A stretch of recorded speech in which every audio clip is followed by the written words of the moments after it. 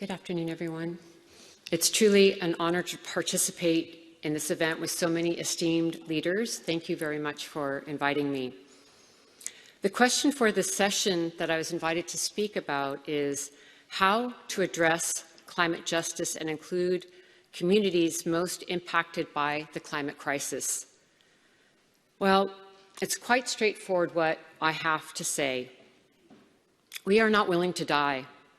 We are not willing to die because corporations and governments tell us that they are doing everything that they can to address the climate crisis, yet emissions continue to rise, as we've been talking about. We're not willing to die because of the insistence upon endless economic growth and extractive industries that particularly harm women and Indigenous, Black, Brown, island nations, and Global South peoples, as we have heard earlier today. We are not being unreasonable with our demands for climate justice, as if we do not understand what is possible in the political sphere or the business goals of financial institutions. Rather, we understand the laws of physics and that we will not allow for sacrificed people and sacrifice zones or corporate colonialism or incremental transitions to renewable energy or false solutions like carbon offset schemes, instead of stopping pollution at the source. We actually don't want net zero. We want real zero, and we want it now. We're not willing to die because those with political power and wealth are having a difficult time understanding that everything is already changing. Mother Nature has made that perfectly clear. I live in California, where year after year now we are facing catastrophic fires. My lungs and those of many are damaged, or we have lost loved ones to climate-fueled flames. Lives gone forever. I stand before you offering a call to action that was recently delivered to governments and financial institutions by the Global Women's Assembly for Climate Justice. It is a call to action from women and feminists around the world, representing millions of people, outlining in explicit detail what can be done to meet the 1.5 degrees target with already existing climate justice frameworks. And I present this to everyone in the chamber, and it will be online. We included both governments and financial institutions in our recommendations because we are well aware of the power of the fossil fuel industry in these two sectors. 60 of the largest banks in the world have collectively financed $3.8 trillion in fossil fuel companies since the Paris Agreement. And the recent report by the UN Environment Programme found that governments still plan to produce more than double the amount of fossil fuels in 2030 than what would be consistent with limiting global warming to 1.5 degrees. Yes, some new commitments have been made here at the COP, but more is needed, and we applaud those, but more are needed. How can we successfully navigate COP26 with these impossible numbers? Climate justice means no more rhetoric without copious amounts of action. So the question is, where are the government leaders willing to stand up to the fossil fuel industry? And where is the $100 billion a year promised from wealthy countries so we can move toward a just transition? We can move billions once we claim a global climate emergency, trillions, and pulling from military budgets is a good place to begin. I find my deepest moral compass and courage in civil society, especially with women leaders around the world. We are in the streets, in the fields, in the boardrooms, and in the halls of power. We are putting our bodies on the line.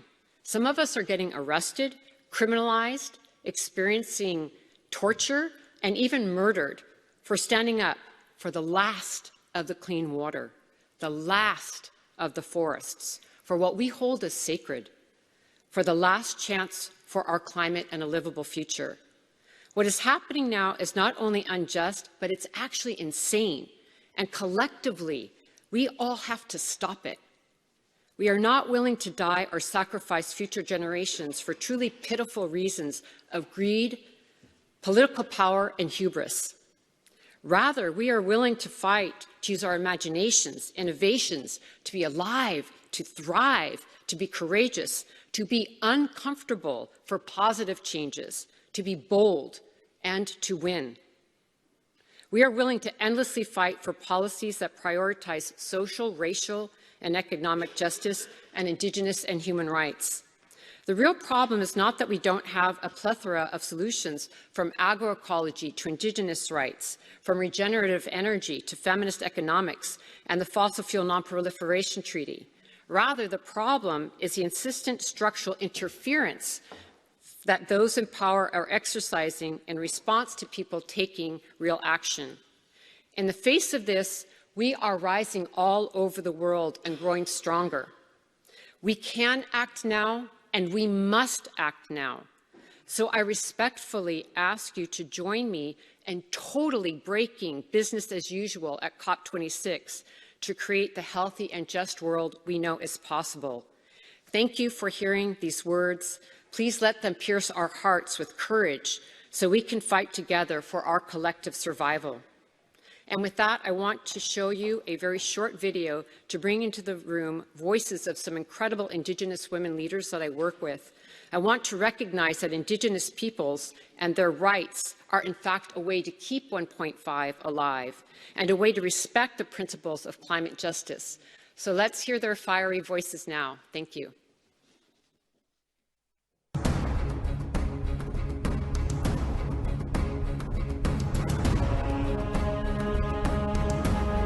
The decisions you make as Credit Suisse and the Swiss people affect those of us downstream from your actions. You sit here comfortably in your privilege, while our communities bear the risks of your investments with our very health, our lives. We face a future without clean water as you reap your dividends and returns. What do you as Swiss people hold sacred? To us, water is life, to all of us. I request that you directly answer my questions now. Thank you. I will answer your question, as I said, at the end when everybody has spoken. And the next speaker is Monica Verdin. I'm a shareholder, and I request that you answer our questions individually. Thank you very much. I'm the chairman who runs this AGM, and I decide that I will answer at the end, which is my right, and I have to live with it. Thank you. Here to let the investors know in the Kinder Morgan Pipeline Expansion Project how directly affected we are and how many times that we have opposed this project. We've been marginally ignored within that process, and the consultation that we had required has not been. Can you guarantee me and my nation that you will no longer have business relationships and provide finance for Kinder Morgan Company?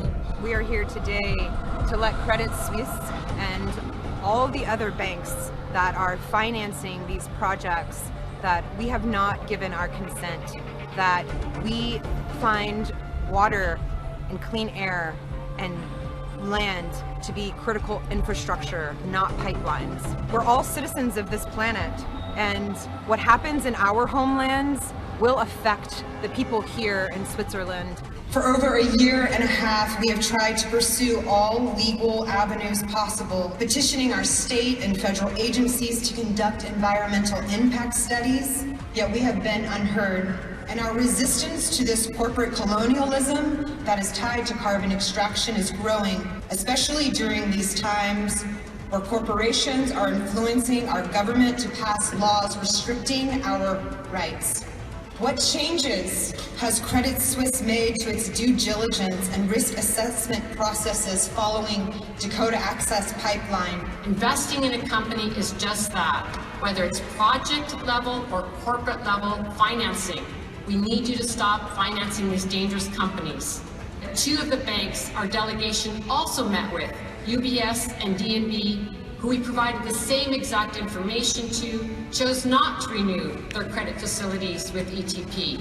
Yet Credit Suisse has taken no action and has made no statement. Not once in these calculations of profits is the loss of Indigenous peoples' culture on this planet mentioned as a risk. Credit Suisse has a choice to do the right thing. So until then, Indigenous peoples will continue to wage and escalate a mass globalization, calling for accountability of Credit Suisse in the financial industry.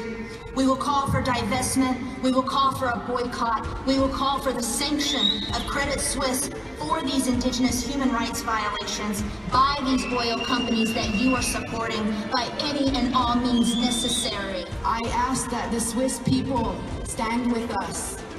I ask that you hold Credit Suisse accountable and say no. No, we will not fund these projects that are hurting people and committing human and indigenous rights abuses.